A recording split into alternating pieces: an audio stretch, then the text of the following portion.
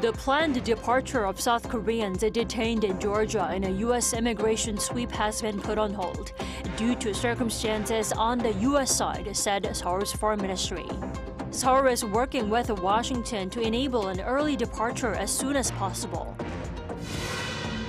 A $120 billion public-private fund called the Public Growth Fund has been launched under the Lee Jae-myung administration to drive investment in AI and other advanced fields. Also on Wednesday, South Korea's KOSPI hit a 4-year intraday high, driven by expectations of easing criteria for major shareholders subject to stock transfer taxes. We start with the situation in the U.S. state of Georgia, where around 300 Korean workers were arrested last week at a Hyundai LG Energy battery plant site. They were expected to come home within the next day, but their departure has suddenly been delayed. We have our foreign affairs correspondent, Oh Soo-young, here in studio. Welcome, Soo-young. Great to join you again, Tammy. So, Soo-young, the detainees were supposed to come home within the next 24 hours, but obviously there have been some problems. Yes, it was a very abrupt announcement by the Foreign Ministry this very afternoon, where they said that the 300 or so South Koreans detained in the Georgia Immigration Detention Center will not be able to depart by chartered flight on Wednesday local time. Now, this is due to what the ministry described as circumstances on the US side. I spoke to an official who indicated that South Korea, that is the government, companies and the chartered airline, were in full preparation for a Wednesday departure. Local reports even indicate that the companies were helping the detainees ship their luggages to Korea separately. So for a reason that is currently unknown and undisclosed to us right now, it seems that the United States is stalling the process. The ministry says negotiations are ongoing, but given that it's still very early in the morning over there, it seems the issue will unlikely be resolved before Foreign Minister Cho Hyun and Secretary of State Marco Rubio meet. However, even if the two officials resolve to release the detainees as soon as possible, it seems it's going to be quite difficult to determine when exactly the next flight can be arranged, as it obviously takes logistical preparation for the airline company, which has to follow certain aviation safety standards and procedures. Right, so the good news is that Foreign Minister Cho Hyun is in the U.S. to get things moving swiftly, and he'll meet with Rubio on Wednesday, right, not Tuesday? That's right. On Wednesday, Foreign Minister Cho Hyun is going to meet with Secretary of State Marco Rubio at the White House. And before departing for D.C. on Monday, Cho said that he's going to ensure the Korean detainees do not face disadvantages, such as entry bans upon future visits to the U.S. And beyond the immediate issues at hand, the minister also said he's going to try to turn this crisis into an opportunity to improve U.S. visa tracks for Korean firms. Now, it's an issue that President Lee Jae-myung has raised for the sustainability of Korean investment in America and their economic partnership. Before his sit-down with Rubio, Cho on Tuesday held a roundtable in D.C. with representatives from LG, Hyundai, Samsung, POSCO, SK, among other Korean firms, to hear their concerns. And, well, companies are calling for two main visa tracks. First, a new E4 visa quota under the long-sought Partner with Korea Act, which would allow up to 15,000 skilled Korean professionals to work in the US each year.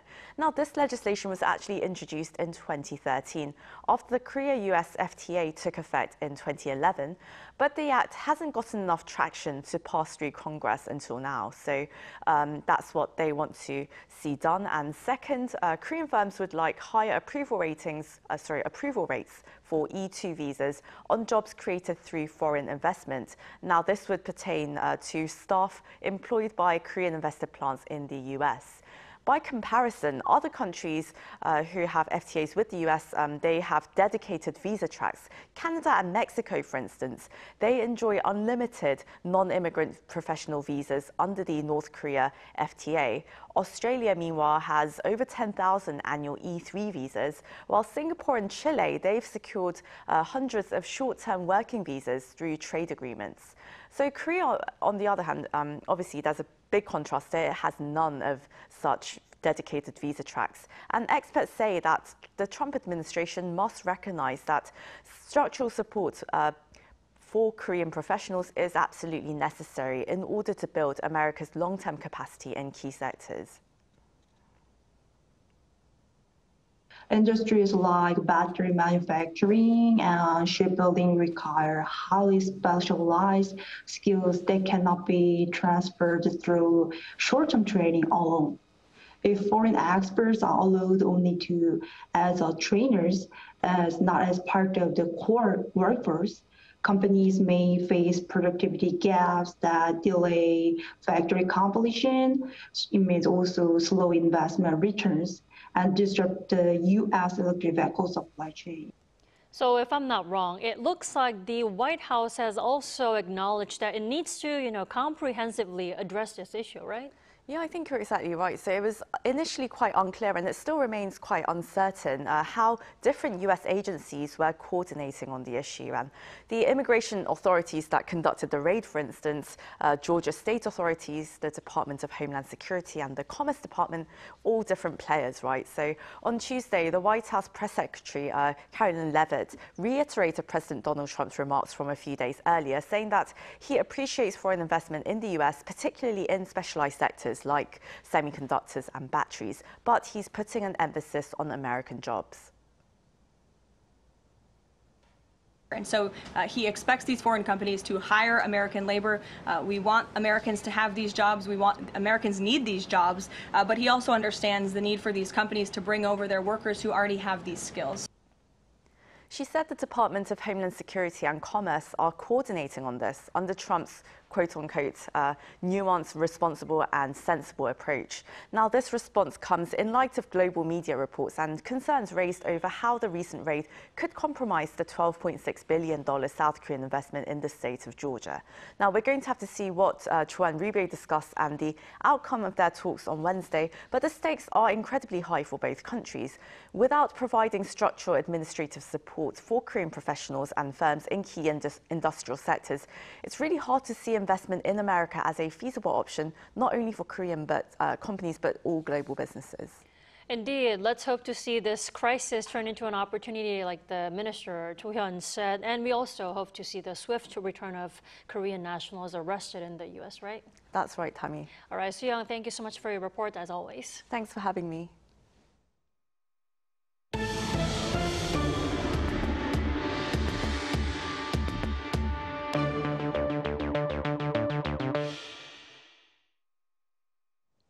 President Lee Jae-myung announced a massive investment fund today to help jumpstart South Korea's economy by strengthening its competitiveness in cutting-edge technology. Our Presidential Office correspondent Song Yu-jin has more. There's a new game changer in the silent war of high-tech industries. On Wednesday, South Korean President Lee Jae-myung announced the creation of a so-called National Growth Fund, a massive public-private investment fund aimed at raising 150 trillion won, or about $108 billion over the next 5 years. That's 50 trillion more than what the administration initially planned. 무역 장벽 강화, 통상 환경 불확실성 같은 이 어려운 시기에 미국, 중국 등의 주요국들이 첨단 전략 산업의 대규모 또 국가적인 투자 지원을 확대하고 있습니다. 국민 성장 펀드는 정체된 우리 산업에 새롭게 활력을 불어넣을 것입니다. Half of the funding will come from the government, with the rest raised through private channels from corporations, financial institutions, pension funds, and even the general public. The fund will target industries such as artificial intelligence, semiconductors, clean energy, and biotechnology. Another focus will be supporting startups and small and medium-sized companies. 벤처 기업의 성장, 또 혁신적인 기술이 우리 대한민국의 미래 성장 동력입니다. 그동안에는 대기업 성장 그리고 선진국 추격에 국가 자원을 집중 투입하고 벤처 혁신 기업 육성에 다소 부족한 면이 있었던 게 사실입니다. For that, industry insiders who attended Wednesday's presentation urged a shift from short-term to long-term investment and called for measures to ensure effective use of funds. Investment is about backing capable people with high chances of success. What really matters is who has the foresight to choose them. And there should be at least 2 decision makers involved, so that outcomes can be compared and healthy competition, as well as cooperation, can take place. This comes as South Korea grapples with a potential growth rate projected to dip below 1%. Whether this initiative can reignite Korea's economic momentum remains to be seen. 송유진, Arirang News. And earlier today, the nation's benchmark KOSPI hit its all-time high, breaking its last record set 4 years ago. Our Kim Do-yeon has the details. A new milestone for the nation's benchmark KOSPI on Wednesday as it hit a new intraday trading record of 3,317.77. This comes as it opened at 3,272.20 before climbing through the day. At around 2:30 p.m., the index hit the new record high, passing 3,316.08 set in June 2021. The index also surpassed its highest ever closing price set in July 2021 by closing at 3,314.53. Analysts say there are multiple factors for this, both external and domestic. The primary external factor is that the U.S. stock market continues to hit all-time highs amid growing expectations for a Federal Reserve interest rate cut. Domestically, expectations have grown that the current threshold for large shareholders might be maintained. The U.S. and Japan also both saw their stocks hit all-time highs on Tuesday amid hopes of rate cuts. And as for the changes for the large shareholder threshold, to further explain, recently the Lee Jae-myung administration has said the current 5 billion won threshold for being classed as a large shareholder will be lowered to 1 billion won. This caused concerns for many investors, but there are hopes that at President Lee Jae-myung's 100-day press conference on Thursday to reaffirm his KOSPI 5,000 pledge, he could suggest a possible reversal of the plan to lower the threshold. This also stirred up foreign investment on Wednesday. In addition, Korean tech stocks have benefited as the government has been emphasizing its desire to invest in artificial intelligence, and foreign IT companies who purchase Korean chips have been performing strongly. Amid solid earnings from overseas companies like Oracle, the scope of gains expanded, centered on industries with high connectivity to them. Following that sentiment, shares in chipmaker SK Hynix jumped over 5.5% to a record high, while Samsung Electronics also finished in positive territory. Security firms also saw strong gains on the back of the policy expectations, adding to the market's overall momentum. Kim Do-yeon, Arirang News. Now, South Korea's labor market showed resilience in August with a record high employment rate for the month. However, while the high rate was seen, some concerns linger, such as the youth unemployment rate and sluggish hirings in certain sectors. Our Park Jun-an reports.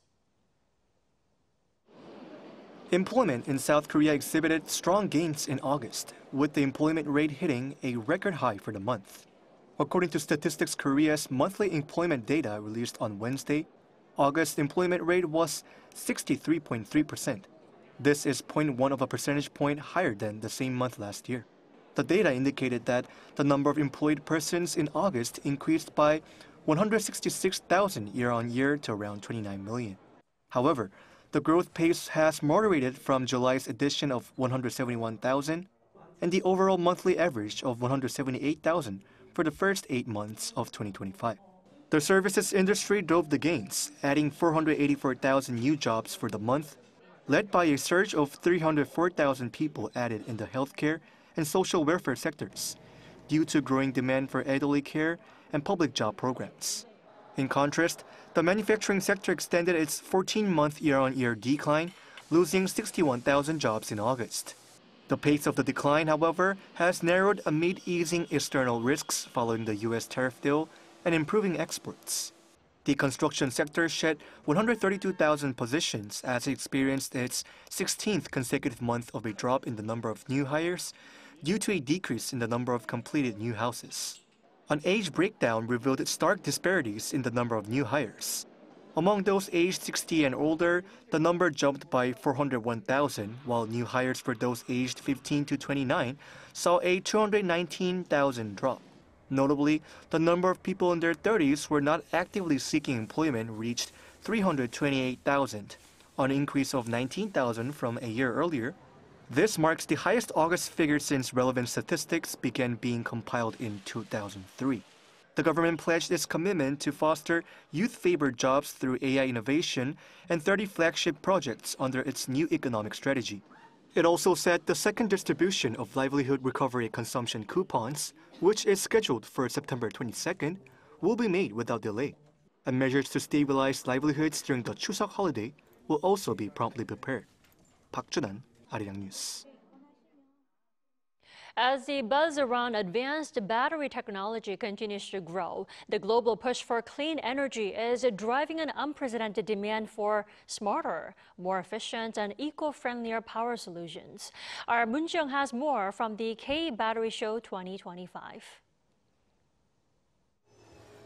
As the global battery market faces accelerating supply chain realignment and tightened regulations, battery companies are navigating a landscape that demands not only technological competitiveness, but also supply chain resilience.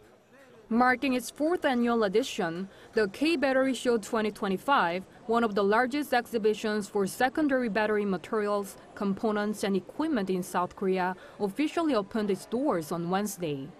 The three-day exhibition aims to unveil the future of the secondary battery industry amidst these challenging yet pivotal times. The exhibition highlights a comprehensive array of innovations, covering essential products such as cathodes, anodes, and electrolytes, alongside intricate components and advanced manufacturing equipment.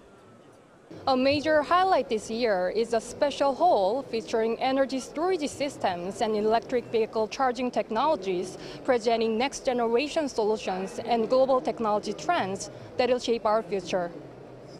Beyond the latest materials and equipment, the show also delves deep into cutting-edge battery charging systems, robust charging infrastructure, and crucial recycling technologies, all while emphasizing critical safety measures.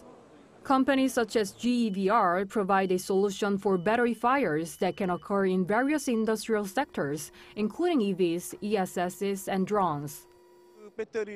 Robust safety measures are crucial to effectively utilize, reuse, and recycle EV batteries, requiring specialized safety equipment for lithium batteries. Should a fire occur, even if a robot attempts to disconnect a battery, it would sustain damage due to its own onboard battery. I believe the automatic immersion tank we've developed for battery packs will serve as a vital fire-fighting solution. Such advancements in safety are part of a broader commitment that extends beyond technology to sustainability. Leading the charge in environmental stewardship, Korean battery companies are actively propelling eco-friendly practices towards a sustainable and greener future. Moon Jeong, Arirang News.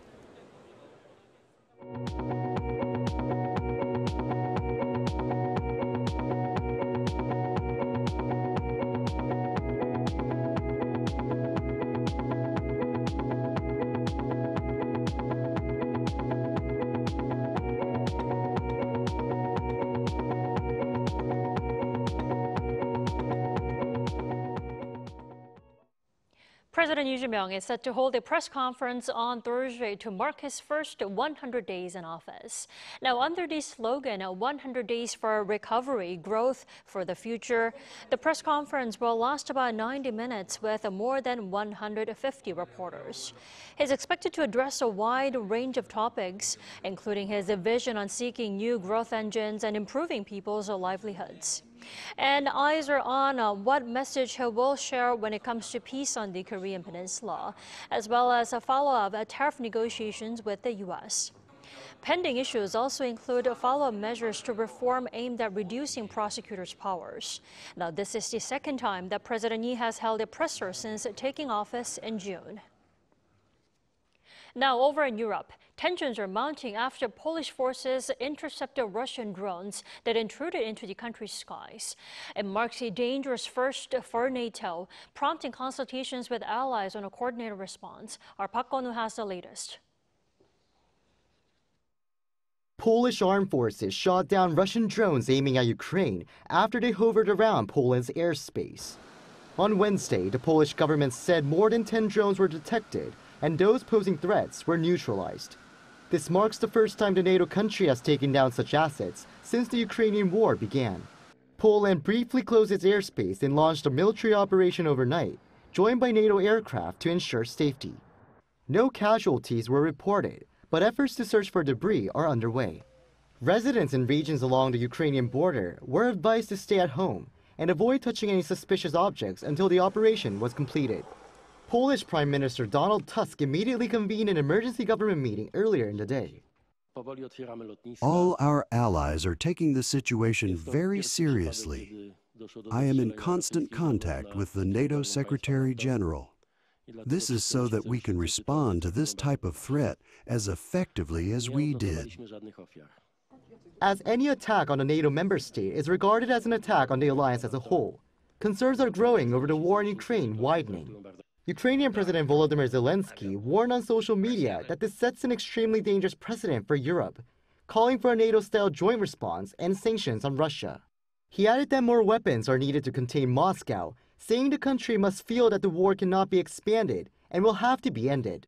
With tensions rising, European Commission President Ursula von der Leyen said the EU stands in full solidarity with Poland. And a NATO official also said the alliance is in consultations with Warsaw, hinting at further coordination with allies if its security is threatened. Park Gonu, Arirang News.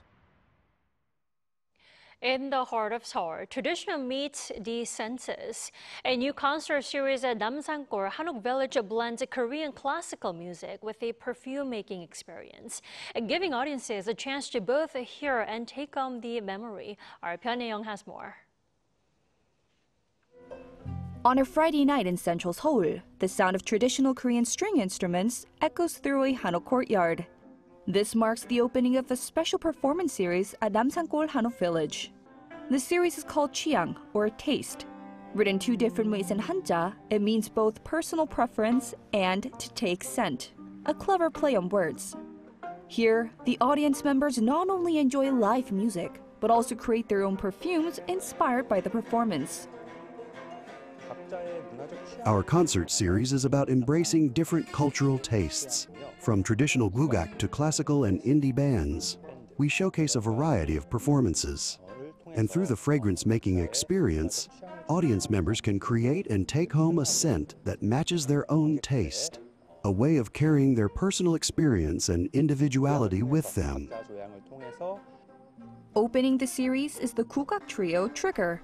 The gentle yet strong melodies of the kayagum, komungo, and ajeng captivate the audience. Traditional instruments are especially fitting in a Hanok setting. Performing with natural acoustics lets the audience hear the true sound of the instruments. We hope they can also feel the natural rhythm and subtle vibrations we share. The performance doesn't stop when the music ends. Right behind me, audience members are now taking part in a scent-making workshop, capturing what they just heard and felt in a bottle. Participants browse through a variety of scents before a perfume expert blends them into a fragrance, turning the concert into a lasting memory. It was a magical experience, honestly, because I honestly felt like a young band that had his musicians playing for him. I only missed maybe like Macaulay to fully enjoy it, but it was mesmerizing. So as I was listening to the songs, the first one actually did remind me of a forest and kind of the rainy smell of it. So being able to encapsulate that experience in a perfume, which I will later use on myself, each time I put it on, I will be reminded of this, so it's great. Taste features traditional Korean music throughout September before branching into jazz and classical music in October. The series runs every Friday until November 7th. Pyongyang, Arirang News.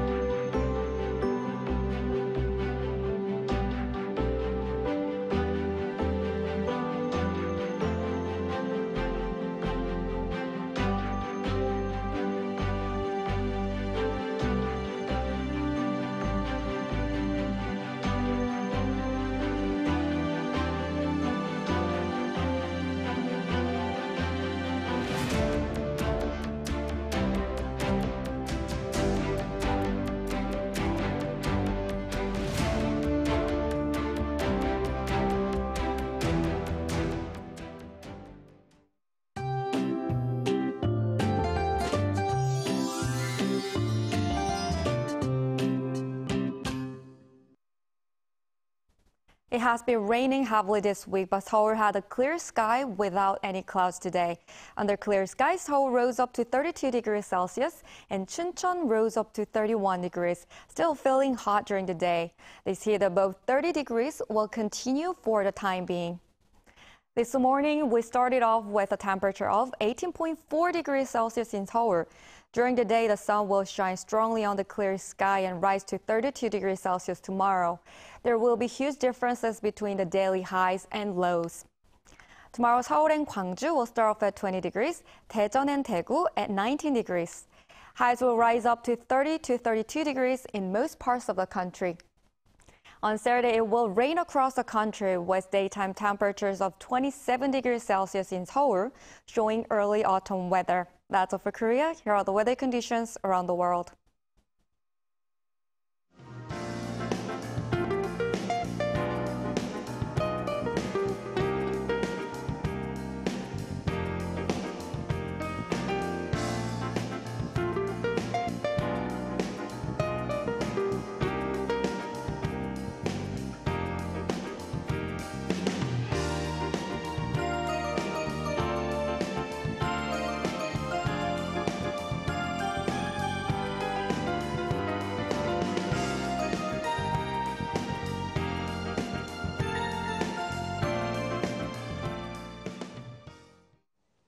That is all we have for tonight. I'm Kim Dami. From all of us here at Arirang, thanks for watching and good night.